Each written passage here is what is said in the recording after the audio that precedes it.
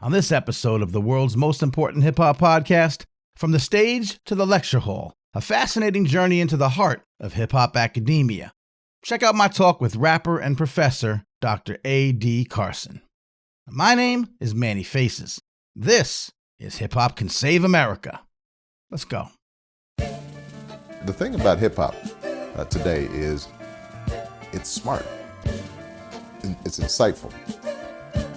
The way that they can communicate a complex message in a very short space is remarkable. And a lot of these kids, they're not going to be reading the New York Times.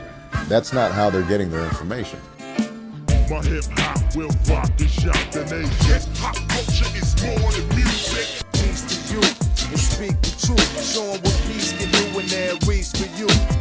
My hip-hop will rock and shock the nation. Rap is something you do, hip-hop is something you live. So hip-hop didn't invent anything, but hip-hop reinvented everything. This is Baby Girl Faces, and this episode is brought to you by...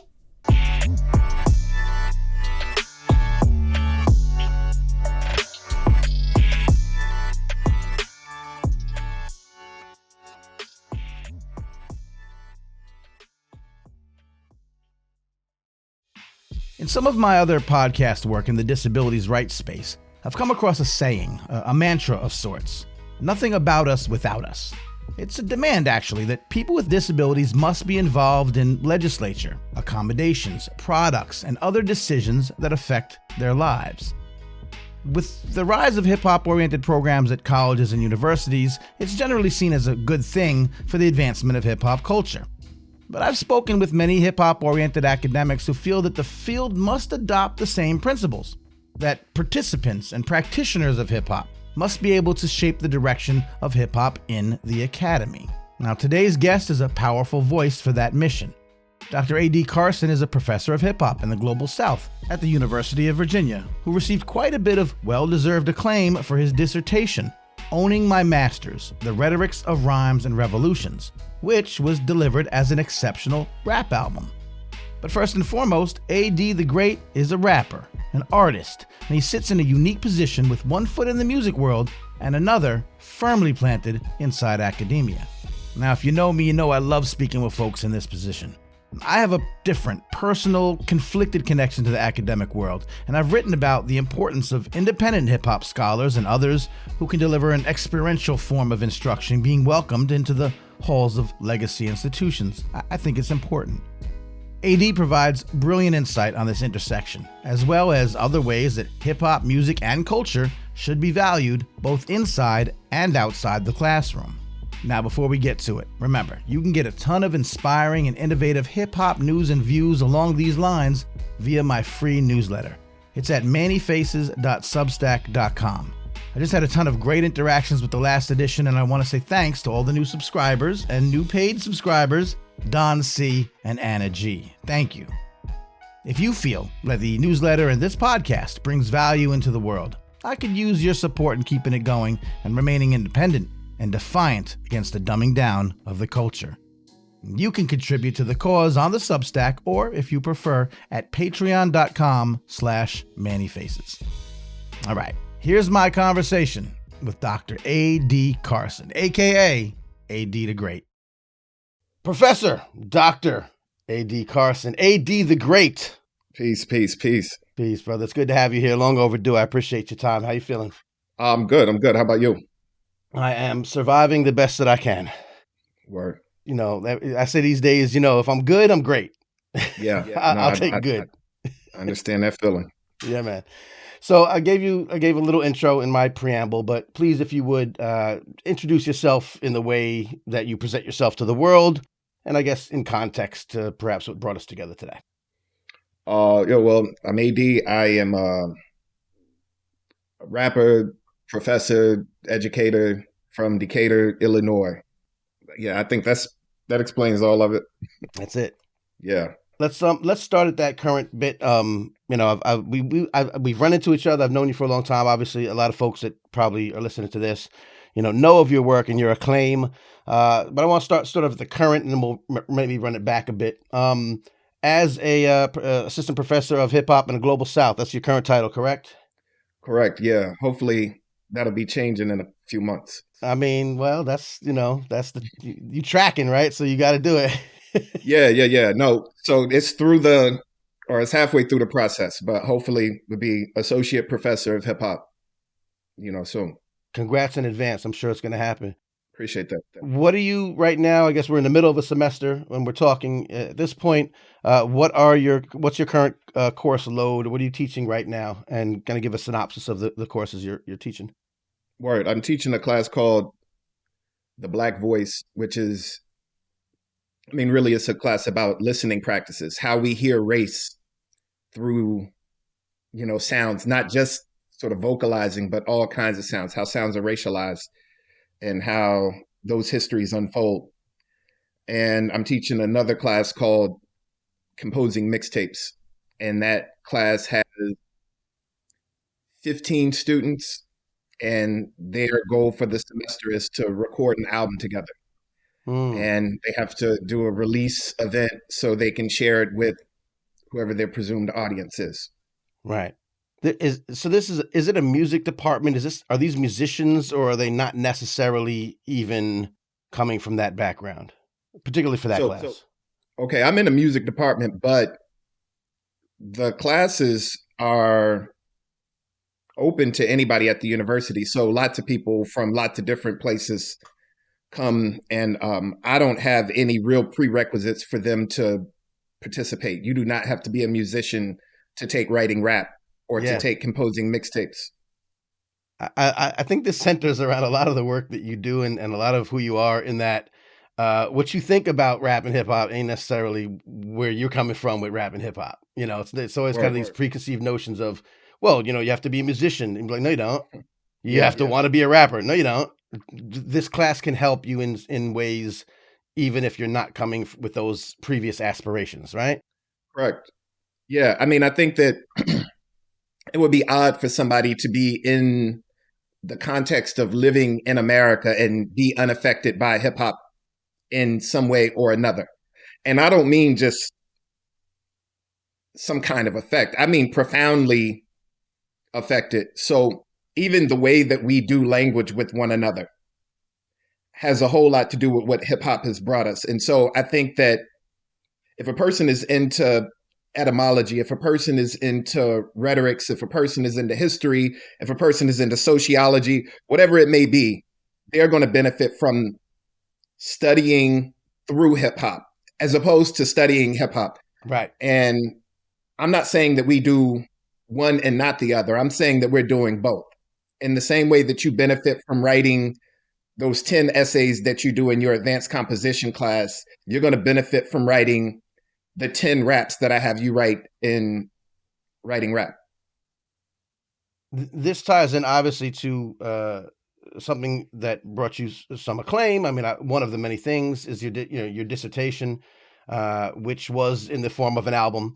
And the Owning My Masters, the Rhetorics of Rhymes and Revolutions, right? That's correct. Yeah. Right. Okay. So now what was obviously groundbreaking, I think, in that it was it the first ever record, album to be done as a dissertation?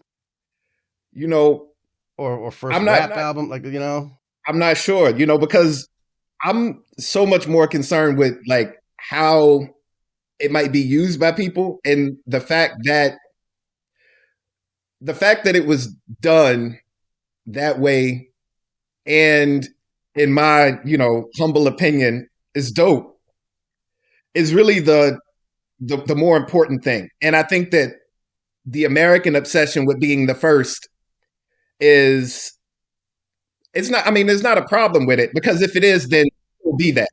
Right.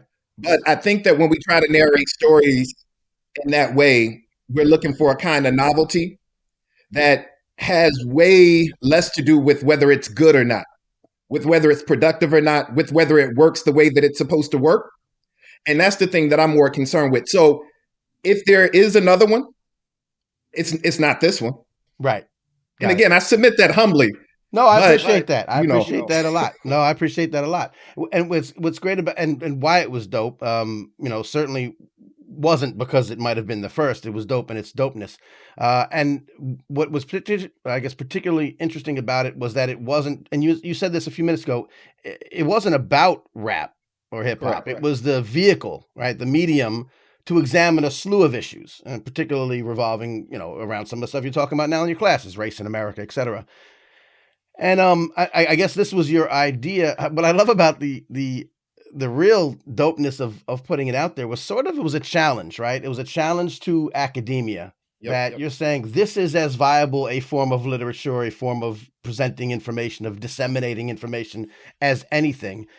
And I don't know if you said this necessarily as boldly, but I dare you to not recognize it as such in a way. Yeah. Well, I mean, I think this is like we've had hip hop for 50 years, and it's $1 billion industry, or it's a collection of $1 billion industries. For us to pretend as if that's not a thing, that it needs to be validated or valorized in academia before that counts, that's absurd.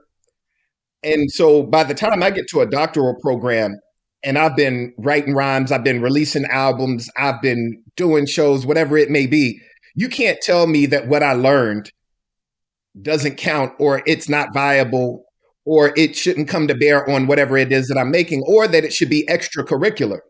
And so part of the challenge is that the thing that y'all keep treating as extracurricular shouldn't exist in some kind of alternative curriculum. It should be the primary curriculum. And the fact that y'all keep excluding it has a whole lot to do with y'all lack, rather than it has to do, anything with what hip hop doesn't have. Right. Yeah. Right. Going in, and how effective was this method of, doing a dissertation and the way you talk about it and have talked about it since? How effective has that been, do you think, in the eyes of academia? You're in it now, so then you kind of then ended up there. What's that dichotomy been like? Or, saying I'm challenging the way it should work. Now I'm part of it. I get a chance to do it. How has it changed maybe for you personally in your university, and then maybe wider? Yeah. So, I mean, it's interesting to be asked in some cases, like, I guess in a certain way, you're being asked to be a gatekeeper. Yeah. And in my eyes, I'm like, well, no, we don't need the gates. Right. That's the thing that we need to do. And so it's way different being on the inside of the gate saying we don't need it, as folks on the inside implore you to watch to make sure that everybody gets vetted before they come through. So there's that part. But, I maintain that was the way that I felt beforehand. I appreciate the space that is opened up. I appreciate, especially, and it doesn't get said enough by me, all of the folks who have done all the work with hip hop in academia before I even had the opportunity to try to submit an album. Because without their work, then there would be no way that I'd be able to do what I'm doing. I hope that the work that I've done and am doing is sufficient so that folks don't have to do the kind of work that I had to do in order to get the thing that I did across the finish line. So that you might say that my methodology is rap. And then the album be about whatever it is that you're going to do. Like the topic of your dissertation isn't also the rhetorics of rhymes and revolutions. You know what I'm saying? I mean, especially in a place like Clemson or a place like UVA, where these places are plantations or very much like plantations, and you want to talk about the layout of the land, you want to talk about knowledge production, you want to talk about history. And before you do all of that, you got to say, oh yeah, I'm rapping this because if I don't rap it, it won't make sense the way that I want it to make sense. So that's my hope. And I see some of that happening, but it's still slow. And my hope is that, say, like a person who's not Nas, who's not Jay-Z, who's not Lupe Fiasco, but someone on their way to being one of those people. The 16-year-old MC. And, she's in Charlottesville or she's in Decatur or New York and says, I don't want to stop MCing just to go to college. And says, this mixtape that I'm working on actually represents my academic participation in the worlds that I want to participate in at the next level. And she submits that mixtape, and somebody at whatever university is able to listen to that, to hear it, evaluate it, and say, that's the kind of student that we want in our classrooms here. Yeah. With no prerequisites, Exactly. caveats behind it. Right. Yeah. And then it's not exceptional. Right. It's just normal. Right. But exceptional. Exceptional. I mean, because you got to be dope, right? Sure. But right. in the same way that, I mean, I think that Stanford or one of these Ivy League schools, I don't know which one, had used to do a exemplary student admissions essays. Mm-hmm. Imagine the exemplary student essays for entry to universities being a mixtape. And it's all kinds of stuff that you hear about all kinds of things. And those are the things that those students submitted to get themselves into college. And that's the kind of work they plan on doing, because whether colleges get on board or not, folks are still doing exemplary work in these fields. And folks all over the world are listening to it. People are engaging with it. Why wouldn't our universities be the kind of places that we try to train ourselves or become educated in being able to hear, assess, evaluate, and whatever else we do with all other kinds of knowledge that gets produced in the world?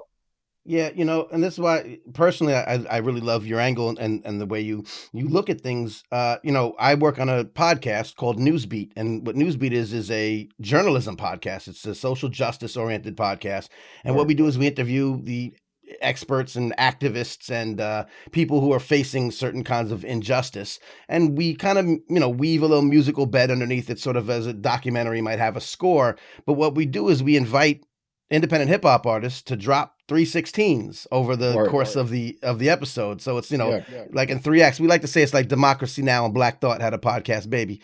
And so what I'm doing there is I'm giving MCs that are brilliant, independent MCs that have their own take on society and their own take on these issues to function as journalists, right? Not to they are journalists, and as we know throughout hip hop's history, rap artists particularly, but certainly across all the elements, this has been documentation of life, around us. They have been journalists, and so I look at that and I say, there's no reason why a rap artist shouldn't be able to be considered a journalist without any prerequisites or caveats. So we package it and we say, this is journalism.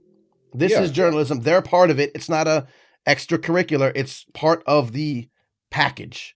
And so that's one way that we're trying to, I guess, get that same message out to society, that we're just as viable in this method, in this medium. Yeah, well, and form communicates so much about the information that's contained within the form as well.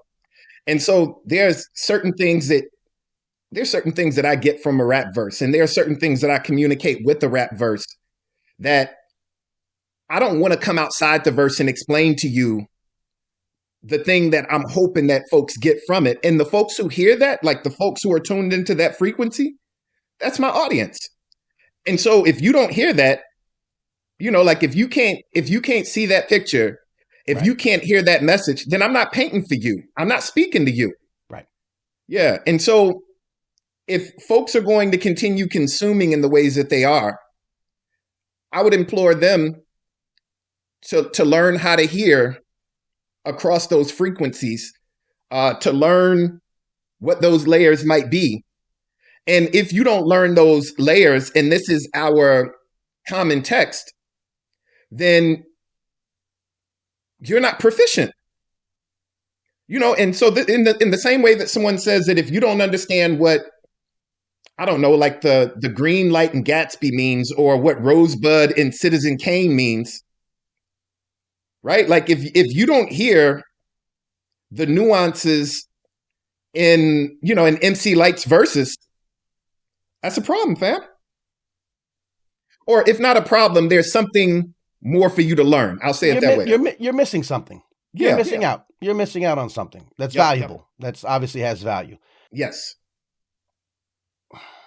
So it's this dichotomy, right? It's this like having to do this without having to convince that it's, you know, reasonable, right? Yeah. I saw your brilliant take, your brilliant take on Takeoff on gun violence in America.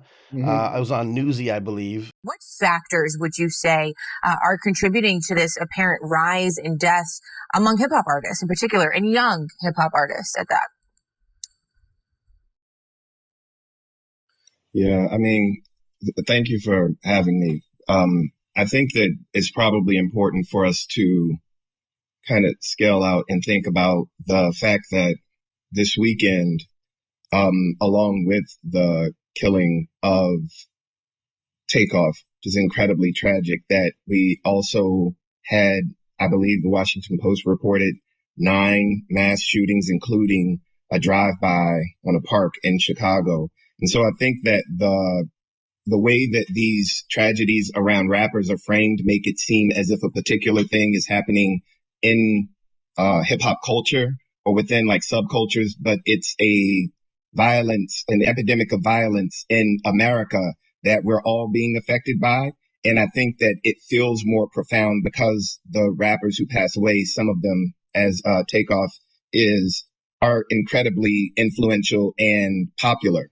And so on the other side of that really spectacular story about a really famous rapper dying, you have children being terrorized while they're out trying to trick or treat. And so that's part of the conversation as well.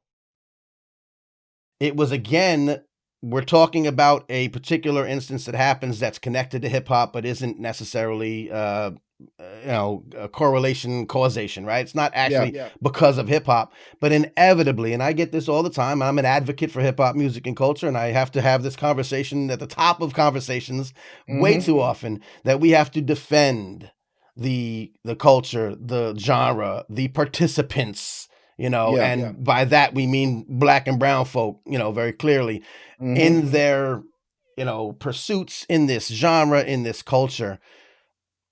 But it's still necessary to do that. And I know we were trying to get to a world where it's not. Yeah. How do we reckon with that every day? Well, I think that, one of the things that I try to do, even with that piece about Takeoff, and anytime that I'm asked about rappers, particularly rappers in violence, is just to reframe the conversation. So, we need to deal with the plague of violence within Black and brown communities. We need to deal with the way that violence is visited upon us so often. But I think that while we're dealing with that, we also need to make sure that the conversation that we're having about the particular instances of violence are in the context of the larger instances of American violence. And if we aren't doing that, then we aren't having the conversation that we believe that we're having. So, if we're talking about what happened to Young Dolph, then we kind of have to talk about what's going on in Memphis. We have to talk about what's going on in the state. We have to talk about what's going on in the country. Because as sure as someone's going to blame the murder of rappers on rap music, we know that they're not going to blame the murder of school children on nursery rhymes. Right? And it would seem silly to do something like that. And it's just as silly to blame rap music. Now, when violence shows up in rap music, as we were talking about reportage, if you were to go to your local news station and stand outside and say, hey, y'all need to stop reporting all the violence that happens in this community because y'all are making it happen, everybody would think that those folks standing outside the news station were wild, because we wouldn't know about violence if not for the news folks giving us local news. So I believe that what rap is doing in these instances is reflecting crisis. It's not the cause of crisis. And we need to deal with the cause of crisis, not what's reporting it or not what's reflecting it. I mean, because we don't go around breaking mirrors. You know, if I look in the mirror and I'm like, damn, I'm ugly, I don't like the way I look. If I break that mirror, right, I still look the way I look. So why don't I deal with the thing that I want to change? If I don't like my appearance, then I change my appearance. I don't change the thing that reflects my appearance. Mirrors ain't going around making people look ways that they don't want to look. Right. Yeah. And so I think that rap in many of these instances is holding a mirror up to society, and it's society that we need to hold accountable. And especially if it's politicians who are saying that it's the rap music that's, you know, causing all of the ills. Because like what's wild to me is that unless the rapper gets elected to public office and gets to make laws, then my challenge to that person would be like, you literally got elected to change that. Right. Yeah, I made a song. And nobody elected me to make the song. I went downstairs and was like, yo, this feels good. This feels like what I should be doing. You went out and campaigned, said you might be able to change things, and then you got elected, and then you started pointing at me and saying, this guy right here is the reason that everything is bad. Okay. It's weird. Yeah. Weird. Yeah. Weird indeed. You're really pointing to a particular thing that happens with politicians in major cities and, you know, et cetera, et cetera. I won't say, you know, exactly who Mayor Adams I may be talking about, but it happens. Yeah. And the scapegoating is, I mean, it's so old. It's tired. And you would think that we could see through it. We should be able to see through it. But I think that another part of this is that, like, perhaps it's the fact of fandom. And I mean this not just about music or just about artists, but I believe that fandom makes us make bad arguments. And what I'm saying is that, like, if you like something or you dislike something, then your like or dislike is going to be the thing that you're arguing about. And so, like, as a student of hip hop, not a fan of hip hop, but as a student of hip hop who's engaging in study daily, regularly, I'm not interested in curating fandom or whatever its opposite is. I'm interested in, like, sort of digging in and getting at what's happening, what's being said, what are the arguments, how are they being made, if they're ethical, how it appeals to people. Yeah. And I think that what folks are doing now, like this legislation, say, like against African American studies or African American literature and history, the reasons that these folks are giving for banning those things is because they want to curate fandom of the United States. In the same way that folks curate fandom about their favorite rappers, and because the rappers are their favorite, then they can't have done anything wrong. Or the things that they have done that are wrong ultimately ended up good because they made it to wherever they are. That doesn't really make sense. It doesn't mean that a bad thing isn't bad because you turned out okay. Right. And in the case of the United States of America, we haven't turned out okay. Right. And I think that the curation of fandom of the United States, that's an ill that's plaguing us all because it's making it more difficult for us to dig deeper and then point at all of the other ills that have, you know, caused what we're dealing with right now. Yeah. And so I think that we should be engaging not just in our sort of music as students, not just in hip hop as students, but in history and all facets of our education. We should be trying to be students rather than trying to, or like allowing folks to legislate fandom of the United States of America. Because that feels like what's going on. And that's something I think that music can teach us about these other disciplines. Interesting. Yeah, that's an interesting connection. Fandom, the legislation of fandom. Brilliant. That is a way to look at it. And you know what's funny? No, I think it's brilliant. I love that, and I'm keeping that, and I'm going to dwell on that. And it's funny that it's coming from you, a professor, but a rapper. First thing you said to me is I'm a rapper. I think it's the first thing you said. And you said, I'm taking a quote that you said, I think it was Time, who said, what if we really listen to rappers? You said, like, for real, if we listen to rappers, what might we learn? Mm-hmm. This is something that I'm learning, but, a way of looking at the current socio-political state of America through this lens, that you've seen it because you're attached to music and you know about fandom. You're a student of hip hop. Now you're applying that to say, well, can I be a student of history? And use that methodology to kind of make these connections that I think are brilliant. And I'm sure others will as well. What other things like this do rappers and the way that hip hoppers in general see the world can be applied to some of the other societal ills? That's the whole basis of what I talk about, that we have a special superpower. We see things in these ways, No, I mean, a small thing. And maybe it's not that small, but the way that we, even in this conversation, we're talking about dope and dopeness. Mm-hmm. And it's interesting to be an artist or to be a person who's trying to be dope in a world where many of our most powerful institutions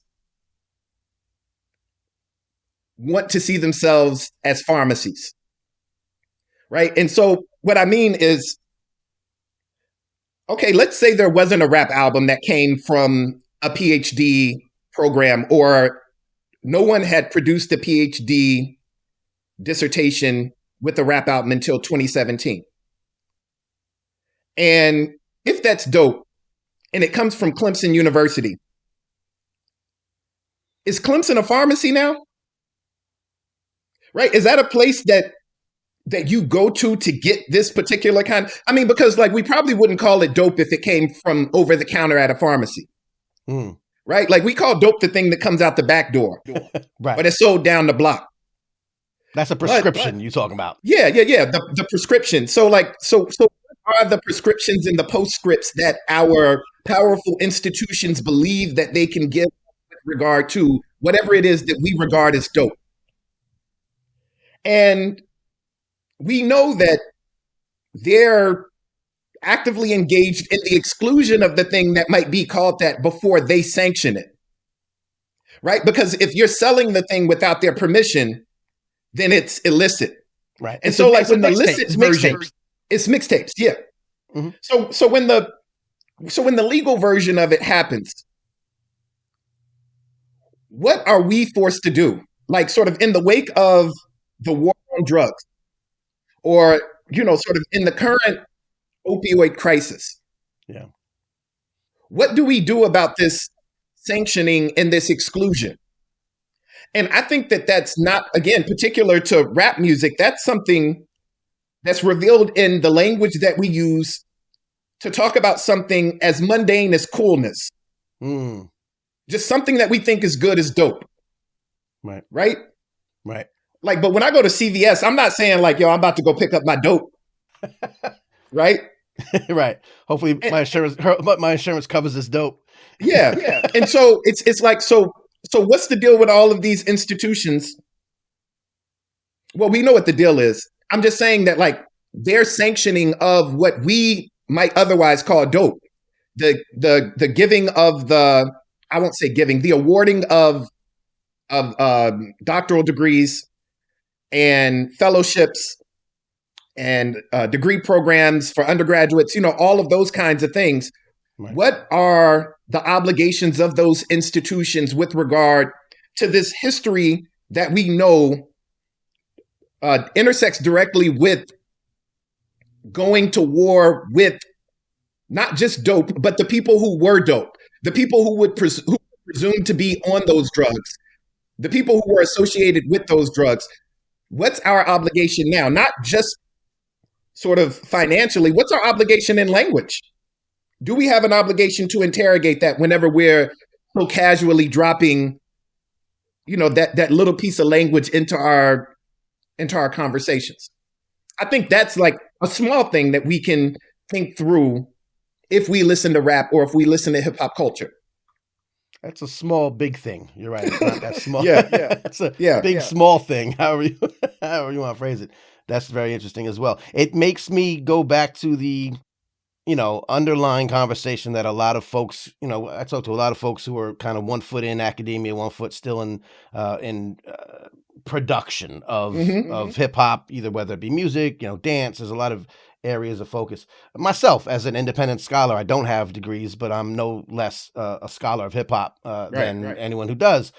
But it's that fight between validation, not wanting validation. We don't need no validation from the ivory tower institutions, but then it's helpful sometimes when we get it, but not when it's only on their terms, right? It's that whole thing going on. Yeah. Yeah. No, and that was the reason, actually, all of the mixtapes that I did when I was at one semester, I did a mixtape. And they were like sort of term 1, term 2, summer session. And it was literally me trying to say, I'm doing this on my own terms. Right. Well, yeah, like we live in a society where powerful institutions have the platform to be able to share the thing that you're doing with far more people. Yeah. And I happen to believe, and I don't know whether I'm able to successfully do this or not, but that we can be in those institutions without being agents of those institutions. It's really difficult. But I'm committed to trying to make sure that I don't become so infected by UVA or a PhD or Clemson or whatever institution that I can't speak truth back to that place or about the position that I occupy currently. Because, as you said, Clemson didn't make me a rapper. UVA didn't make me a rapper. Neither of them could make me dope, even if they could give me skills to be able to describe some of the stuff that I was doing or give me the time to be able to study more. They're not going to be able to make you into the thing. You don't come into my program not being able to make music and then come out as a master musician. Right. So I have to be able to say that and then know that what it is that we're looking for is something that we got to go all the way back. Like with the young people who are coming up, we got to say, hey, 6th grade student who's writing rhymes, keep doing that. You might be able to benefit from that later on. But I also have to be realistic and say, I don't know that every institution is going to accept this because we still haven't made it that far. Yeah. And so I think our obligation, or what I take on as my obligation, is to understand that given the order of things as they are currently, we can have whatever critiques that we want of the institutions where we are. They don't make us the thing. Right. Institutions don't, the institution ain't the prize and they don't make you the prize. Right. Right? The prize is always outside of the institutions. Right. But it's really hard to articulate that to somebody if you got a 12-month salary, summer funds, research funds, and all of that. The reason that that's difficult is because you're speaking from a position of power saying all of the stuff that I have, it don't really matter. I renounce it. Yeah. Right. You renounce it, but you still withdraw from that deposit every month. Right. Like I could want to renounce my privilege, but there's only so much that I can do. I still have it. Yeah. Yeah. And so in the same way that I'm never going to deny that I worked hard. I ain't the only one working hard, and hard work don't automatically equal the same reward. Right. Yeah. And I think that we got to know that as we're in this situation of this kind of recognition that's going on. And then that means that the imperative to break the gates, to help make space for other folks, to do the mentoring, like all of those things become all the more important when you understand all of that. Yeah. like I said, I talk to a lot of folks who are kind of and I know that y'all must talk amongst yourselves. These are common issues and I don't want to say obstacles. They're just, things you have to work with when you're in a position that you are, when hip hop is your institution, you know what I mean? And you're bringing that into these other institutions. So it's fascinating to me. Like I say, I haven't walked the halls of academia. My dad was a distinguished professor of sociology. I knew some things by osmosis, and I'm just finding it fascinating to talk to folks like yourself. And I know that others will value what you're relaying here, and I think it's important for the overall cause. So I thank you for all your insights on that. Before we go. Sure. I named this podcast Hip Hop Can Save America. Yeah. And I have my own reasons for why I name it that way. And I guess my own reasons for believing that to be true. Can I ask you to interpret that statement, interpret that title, and what's your take on it? Yeah. So, this needs an important caveat, I think. Like, if America is capable of being saved,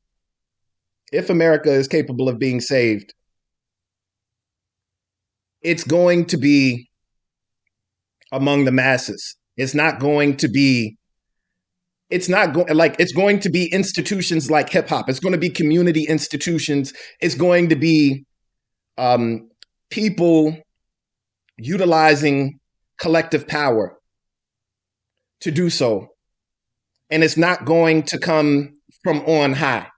It's not going to be like folks who have a whole lot of power are going to decide one day to stop abusing it and then save the idea of America. I mean, these are people who are literally changing what they said the definition of education was so that they can make America into something that it never was, never will be, and never intended to be. And so if it's capable of being saved, it's going to be, it's not just going to be hip hop, but it's going to be the people. Yeah. Yeah. And also that means that the people will have to believe that America, the idea of it, is worth saving. Right. Because I imagine that there are a lot of folks who, even given the projected ideal of America, are like, nah, I'd rather something else. Yeah. Yeah. And I wouldn't be mad at those folks. No, that's valid too.